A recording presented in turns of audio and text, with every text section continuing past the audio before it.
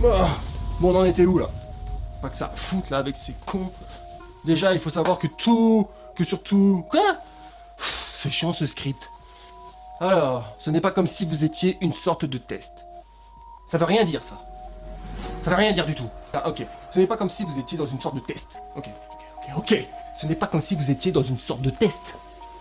Et puis de toute façon, ça serait même pas le premier ou le dernier que vous raterez. Enfin, si, celui-là, ça serait le dernier. Mais, on s'en fout. De toute façon, on va mourir. Enfin, vous allez mourir. Moi, je suis éternel. Donc, à quoi ça sert de s'appliquer? Ces personnes-là se sentent même pas concernées malgré toutes les conneries qu'ils font.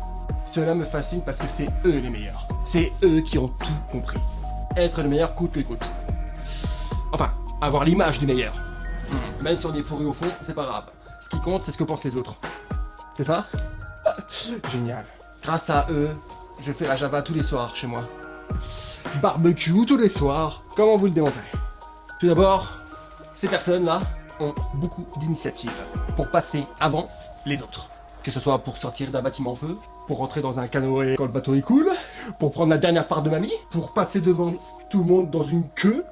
Ils n'ont pas le temps, ces gens-là. Parce que vous êtes une merde à côté d'eux.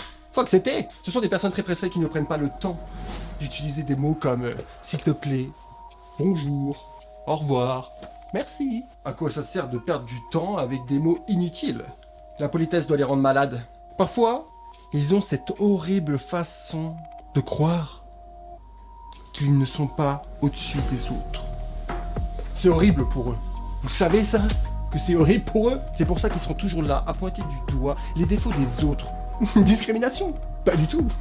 Juste une façon d'aider leurs prochains, en indiquant ce qu'il faut changer chez eux. Voilà pourquoi ils sont tout simplement obligés d'écraser ou de s'éloigner tout ce qui peut leur faire de l'ombre.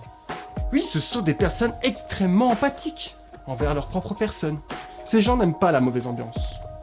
Ça les met mal.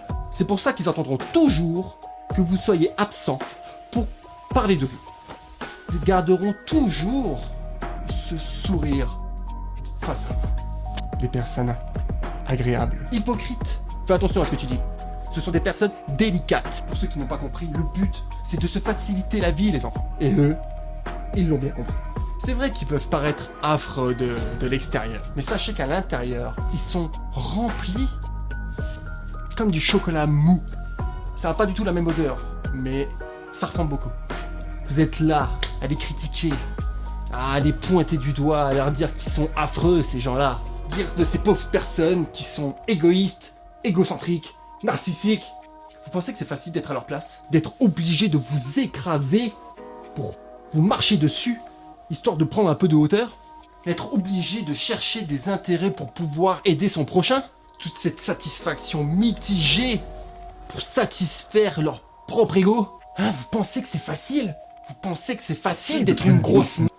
A priori, vu le nombre de personnes qui se retrouvent parmi les meilleurs, je dirais que oui.